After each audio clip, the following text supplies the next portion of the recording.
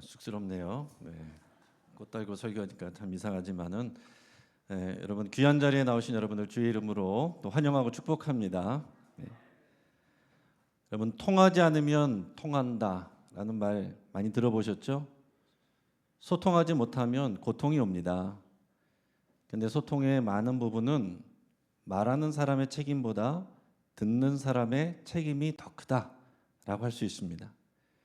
말을 잘 못 알아들으면 많은 어려움이 생깁니다. 제가 군대에 있을 때 저보다 이제 신병이 이제 소대장님하고 이제 같이 어디 밤에 경찰 같은 데를 나간 적이 있습니다. 근데 이제 무전이 오는 거예요. 저쪽에서 무슨 소리가 나니까 소대장님이 뒤에 있는 신병에게 얘기했습니다. 저 신병 무전 좀 들어봐. 근데 이제 그 다음에 뭐라고 왔는지 얘기가 보고가 와야 되는데 대답이 없는 거예요. 아, 뭐 하는 거야? 그러면서 뒤를 딱 보니까 이 신병이 어떻게 하고 있었냐면은 그 무거운 P77 무전기를 이렇게 들고 그 뒤에 서 있는 겁니다. 무전기를 들어보라고 그랬는데 이게 무전기를 들고 있는 거예요. 신병이니까 그럴 수 있는데 그래서 소대장님한테 많이 혼났죠. 못 알아들으면은 이런 일이 생길 수 있습니다. 근데 더 어려운 일이 있을 수 있습니다. 자, 이 얘기는 성경에 없는 얘기입니다.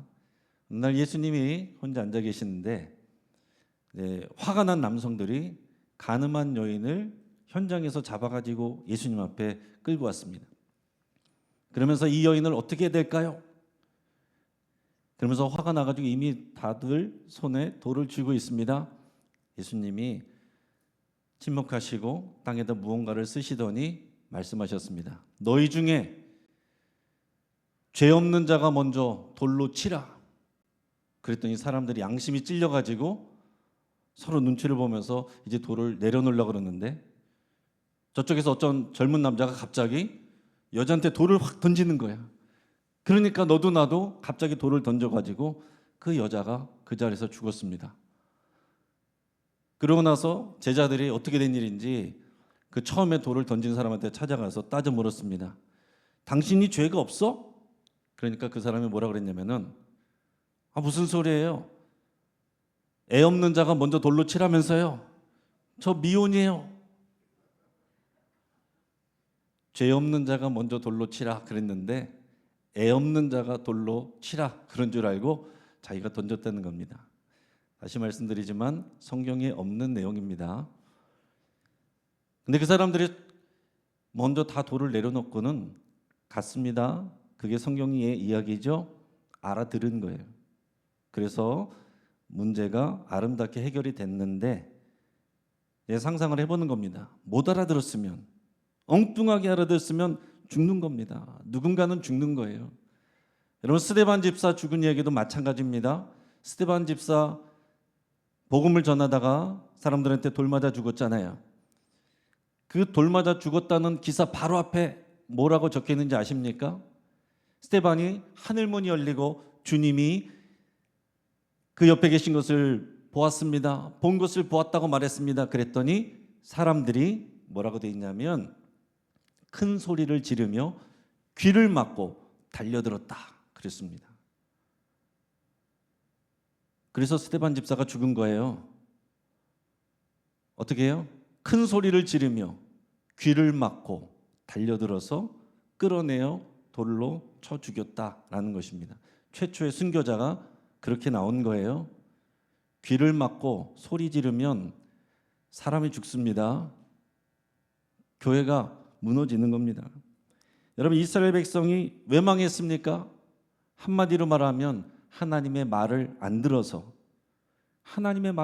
망한 겁니다. 수도 없이 하나님께서 말씀하셨고 선지자들을 통해서 말씀하셨고 율법을 통해서 말씀하셨는데 귀가 없어서 못 들었습니까? 들을 귀가 없어서 못 들은 겁니다. 머리로는 아는데 순종하지 않는 거예요. 그건 실수로 못 들은 게 아닙니다. 안 듣는 거지요. 안 들어서 하나님의 말씀을 듣지 않아서 망한 겁니다. 여러분 언약 관계의 가장 기초, 하나님과 이스라엘 백성들, 저와 여러분들이 하나님과의 다 언약 관계에 있는 거잖아요. 그 언약 관계에서 가장 중요한 기초가 뭔지 아십니까? 그 시작은 잘 듣는 거예요. 여러분 출애굽기 19장 5절 6절 말씀을 보면 세계가 다 내게 속하였나니 너희가 내 말을 잘 듣고 내 언약을 지키면, 언약을 지키는 게 먼저가 아니고 내 말을 잘 듣고가 먼저입니다. 언약을 잘 지키려면 잘 들어야 돼요. 여러분 이스라엘 백성들이, 바리새인과 대제사장들이 언약을 잘 안 지켰다고 생각했습니까? 누구보다도 열심히 그 율법을 지켰다고 생각했어요. 그런데 귀를 막고 있으니까, 하나님의 말씀을 듣고 있지 않으니까, 그러니까 그들이 예수님까지도 죽이게 된 겁니다. 언약 관계에서 성공하려면 너희가 내 말을 잘 듣고 잘 들어야 돼요. 하나님과의 언약의 말씀의 핵심이 뭡니까? 하나님을 사랑하고 이웃을 사랑하는 겁니다. 하나님을 사랑하고 이웃을 사랑하는 게 그 언약 관계의 핵심이에요. 근데 신학자 폴 틸리는 그런 말을 했습니다. 사랑의 첫 번째 의무는 듣는 것이다. 잘 듣는 게 사랑하는 겁니다. 그러면 이 말을 접목해서 말하면 하나님을 사랑하고 이웃을 사랑하는 것이 우리 신앙생활에 가장 중요한 것이라면 하나님의 말씀을 경청하는 것이 중요하고, 그리고 이웃의 말을 경청하는 것이 우리 신앙생활에 있어서 가장 핵심적이고 중요한 일이다라는 겁니다. 자, 오늘 본문 말씀에서 보면 예수님께서 중요한 말씀을 비유로 하십니다. 비유로 하시고서 그 다음에 중간에 뭐라고 말씀하십니까? 들을 귀 있는 자는 들어라. 비유로 말씀하시고서 이렇게 말씀하시는 거예요. 여러분 예수님께서 비유로 말씀하실 때 이 비유는 두 가지 기능이 작동하게 됩니다. 잘 들으려고 하는 사람은 이게 쉽게 이해가 되는 비유가 되는 거예요. 어린이들도 이 비유를 통해서 쉽게 이해할 수가 있는 겁니다. 그런데 들으려고 하지 않는 사람에게는 이게 도대체 무슨 말이야? 수수께끼가 되는 거예요. 그래서 믿고자 듣고자 하는 사람에게는 그 말씀이 더 잘 들리게 되는 게 비유이고, 들을 귀가 없는 사람에게는 오히려 이해가 되지 않게 되는 것이 비유입니다. 왜 이런 말씀하셨을까요? 하나님의 말씀을 듣지 않는 종교 지도자들, 유대인들이 있기 때문에 그들에 대한 하나님의 가장 큰 형벌은 뭐냐면 듣지 못하는 그 상태로 내버려 두는 겁니다. 보아도 보지 못하고 들어도 듣지 못하고 듣지 못하도록 그냥 내버려 두는 게 하나님의 형벌이에요. 여러분 신명기 말씀에서도 가장 중요한 부분이 어디예요? 신명기 6장의 쉐마 말씀입니다. 쉐마 이스라엘, 이스라엘아 들어라. 여러분 하나님의 말씀은 읽는 게 먼저가 아닙니다. 성경 말씀은 듣는 게 중요한 거예요. 들을 때에 그냥 귀로 듣는 게 아니고 마음으로부터 듣는 게 그의 들을 귀입니다. 이스라엘 백성들이 또 이스라엘의 왕들이 하나님의 말씀을 귀로는 들었는데 마음으로 듣지 않았습니다. 손과 발로 순종하지 않았습니다. 그게 들을 귀가 없는 거였어요. 그런데 예수님 오셨을 때 종교 지도자들 여전히 그러고 있었습니다. 귀를 막고 소리를 지르고 있었습니다.